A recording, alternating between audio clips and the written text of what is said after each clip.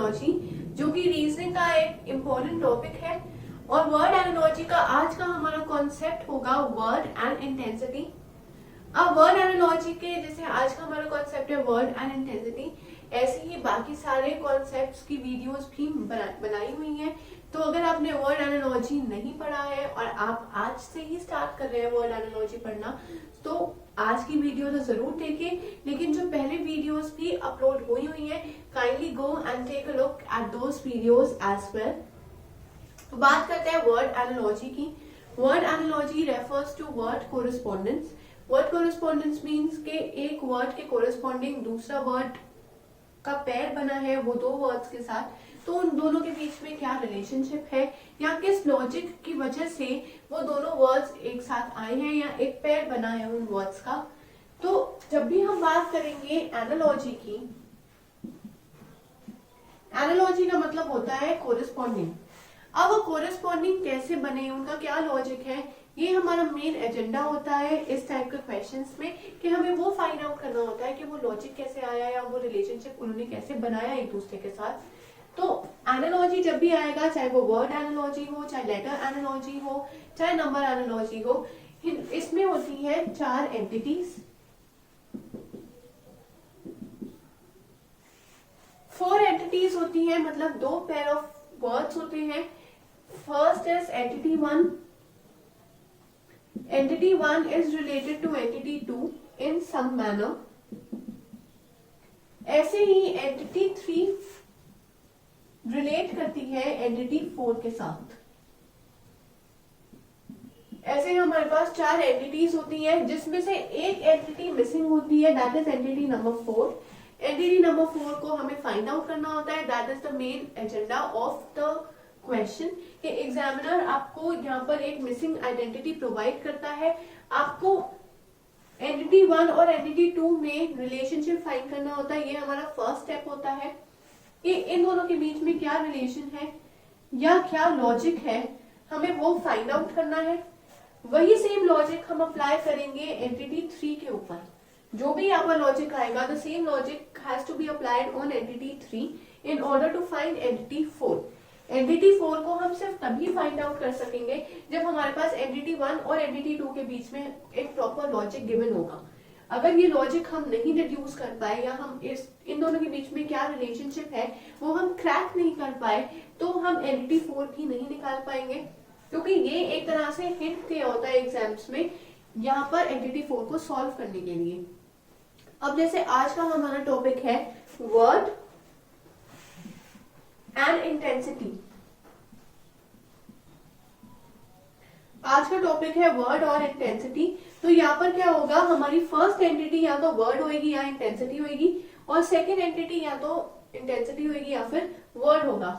अब अगर हमने ये लॉजिक क्रैक कर लिया, तो यही वर्ड और इंटेंसिटी का लॉजिक हम अप्लाई करेंगे एंटिटी 3 के ऊपर, ताकि हमें एंटिटी 4 मिल जाए। ये हमारा मेन एजेंडा होता है, यही लॉजिक है क्रैक करने का आंसर्स को। अब let us understand this through example. First example is anger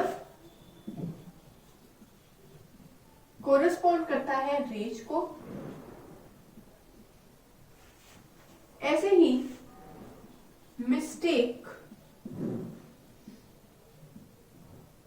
किसको कोरिस्पोंड करेगा? एंगर कोरिस्पोंड करेगा रेज को, तो मिस्टेक किस चीज को करेगी कोरिस्पोंड? तो यहाँ पर अगर आप देखो तो एंगर और रेज में क्या रिलेशन है कि एंगर होता है गुस्सा और रेज होता है जब आपका गुस्सा बहुत ज्यादा इंटेंसिटी का हो या जब किसी को बहुत ही ज्यादा गुस्सा आ रहा हो, देन वी से रेज, राइट। तो गुस्सा जो है वो रेज का एक छोटा वर्जन है, या ये बोल दे कि एंगर जो है वो एक इंटेंसिटी अगर हम थोड़ी सी और हाई कर लें तो वो एंगर रेज में कन्वर्ट हो सकता है। मतलब एंगर जो है वो एक वर्ड है और रेज जो है वो एंगर की इंटेंसिटी है, राइट।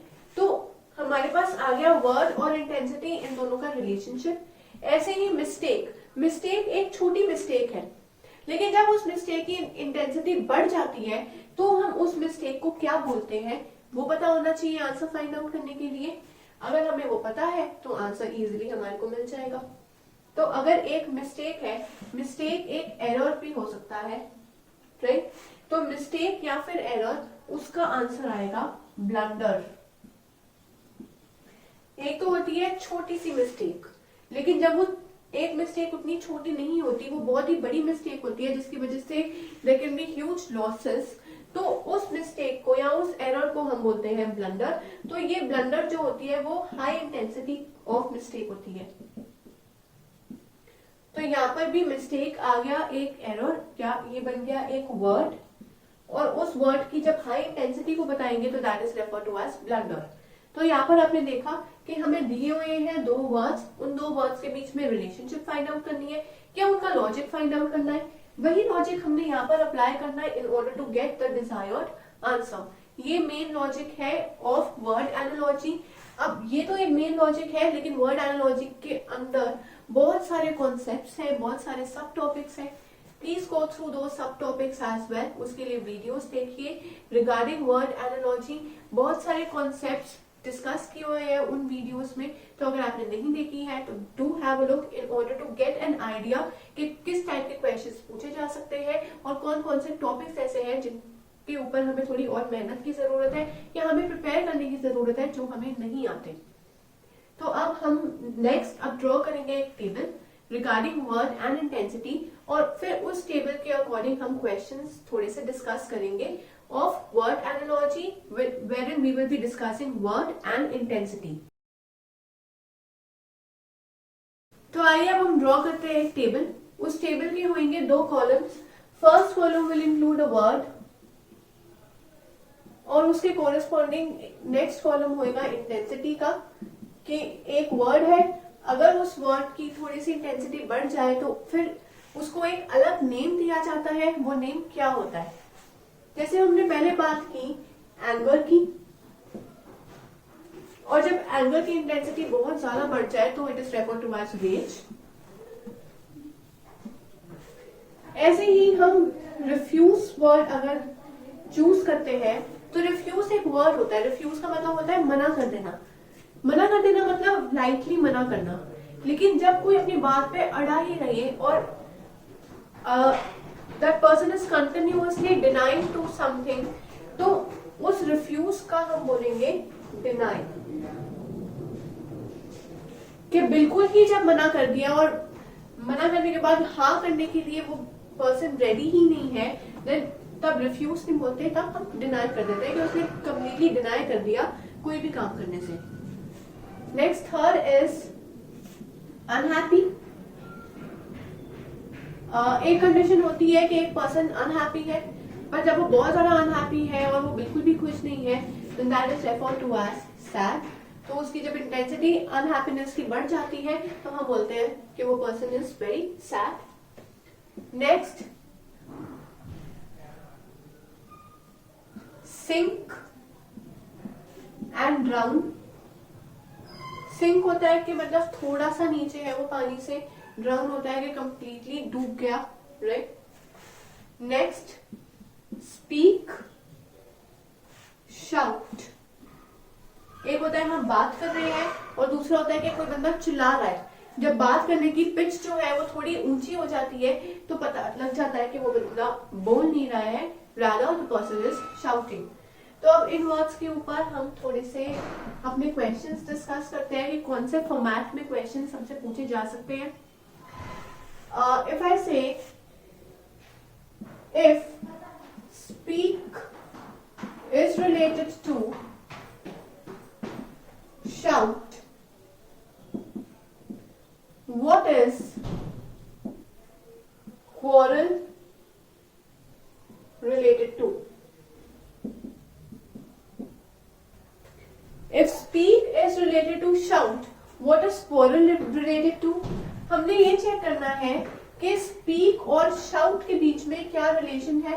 मतलब स्पीक तो है कि हम एक जनरल बात कर रहे हैं और शाउट है कि जब हम बात नहीं कर रहे हैं, हम चिल्ला रहे हैं। That is the difference. मतलब शाउट जो है वो इंटेंसिटी इंक्रीज करने वाली बात होगी। ऐसे ही क्वारल, क्वारल हम प्लेस करेंगे अंडरनीथ स्पीक। तो क्वारल भी क्या होगी, एक जनरल क्वारल बहस होगी, लेकिन जब वो बहस बड़ी हो जाती है तो फाइट हो जाती है, right? So we can say that quarrel can relate or it can move to a war. Quarrel can generate a war between people. तो quarrel जो है अगर उसकी इंटेंसिटी हाई होगी तो it is refer to as war. ये एक तरह से इस फॉर्मेट में क्वेश्चन आ सकता है. सेकेंड फॉर्मेट क्वेश्चन का हो सकता है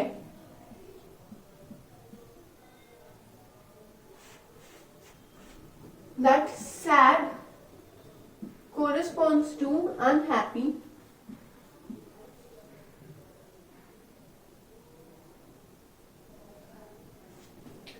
Then I can say that deny corresponds to what? अगर sad correspond करेगा unhappy को तो deny किसको correspond करेगा? अभी बताया कि sad जो होती है वो high intensity होती है of unhappy. तो sad यहाँ पर intensity हो गई और unhappy एक word हो गया. मतलब अभी तक हम पढ़ रहे थे वर्ड एंड इंटेंसिटी. अब उल्टा भी क्वेश्चन आ सकता है कि इंटेंसिटी और वर्ड का भी पूछा जा सकता है. ऐसे ही डिनाई जो यहाँ पर फर्स्ट वर्ड होएगा और फर्स्ट वर्ड का जो भी लॉजिक होएगा वही यहाँ पर भी फर्स्ट वर्ड का लॉजिक होएगा. तो डिनाई भी एक इंटेंसिटी हो गई और उस इंटेंसिटी का वर्ड क्या हमने अभी पढ़ा है कि डिनाई का आएगा रिफ्यूज. सो डिनाई के कोरिस्पॉन्डिंग हम बात करेंगे रिफ्यूज की. तो यहाँ पर डिनाई के कोरिस्पॉन्डिंग आ गया refuse. That is our answer. तो सैड के कोरिस्पॉन्डिंग अनहैप्पी, डिनाई के कोरिस्पॉन्डिंग रिफ्यूज. सो यही था आज के इस वीडियो में हमारा topic that is word analogy.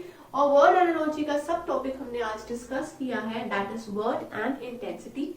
तो ऐसे ही क्वेश्चंस को अटेम्प्ट करने के लिए अगर आपने रजिस्टर नहीं किया है @abhyasonline.in so do register to the portal ताकि आप इन कॉन्सेप्ट्स को और अच्छे से पढ़ सके और क्वेश्चन पेपर्स अटेम्प्ट करके अपने इस बेसिक्स को और ज्यादा स्ट्रॉन्ग कर पाए in order to score good in your exams and become master of reasoning. So till then, keep learning and keep practicing.